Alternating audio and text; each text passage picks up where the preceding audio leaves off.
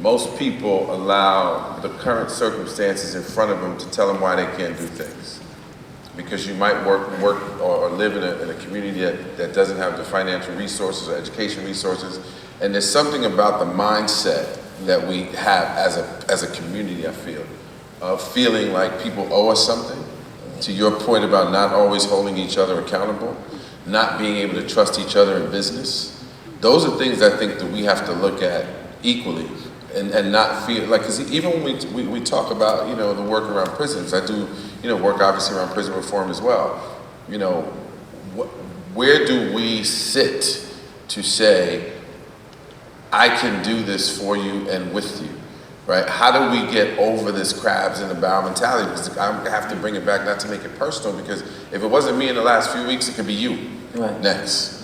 And to see how we turn on each other and not want to uplift each other up, or not want to uplift each other. Yeah, I think so. At the level that we're willing to pull each other down. The community is really important. The unification of us is dire. When you young men look at, us up here, that's great, but you also need to look at yourselves, how you all can unify, how you can find inspiration amongst yourselves, because what you are doing right now will determine what your future is going to be and how you can establish what is going to be for the next generation, right? And so your missteps or some of your mistakes should never define who you really are. And the images that you see in the public should never define who we're led to believe we are. We're so much more than that. And to get to a lot of the solutions, you have to go to the root of a lot of the problems and a lot of the issues. And a lot of that, when we talk about identity, going back, understanding. We talked about education and finding as much as you possibly can. We're talking about the internet. One of the great things about the internet, there's a lot of great things that you can extract from the internet, things that you can find. I always tell my boys that your history did not start from slavery, because the moment we start our history from slavery, we believe everything after that is progression. That's right. Yeah.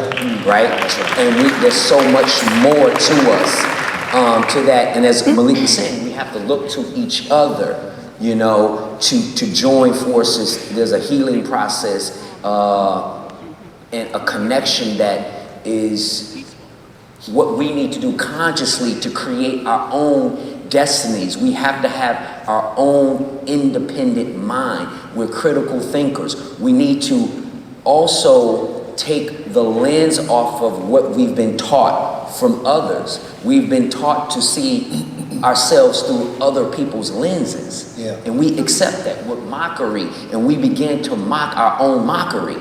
So it's important for us to take that back and see ourselves in a most high, in a divinity place, from the most high to where we are That's now. everything. And everything. And I want to just jump in. It's so profound what you all are saying, because we have to remember what Malcolm X said.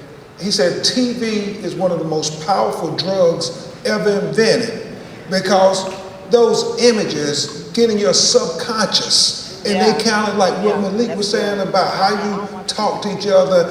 They're digesting this into their subconscious, and you don't even realize it. So whether you a person who's interviewing a young black or brown person, or whether you're on a jury and you're sitting in judgment, whether to give that person the benefit of the doubt or the benefit of consideration or the benefit of possibility, you have just literally watched Law and Order, where the black person was always guilty, the police were always right, the prosecutor never makes a mistake, and as a lot of judges have said, the black person must have did something, or why would we be in this courtroom? That's what is being fed on every newspaper, every cable news, and most of the TV shows in America saying, you can think, you can accept that they're not equal to you.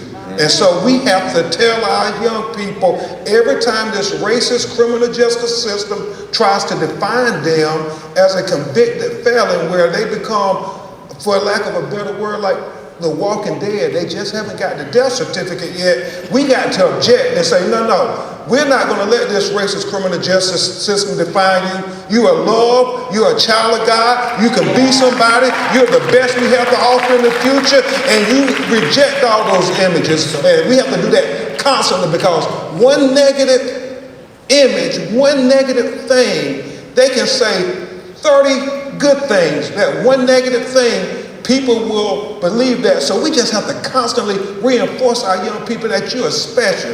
You are the best we have. Right. So we're running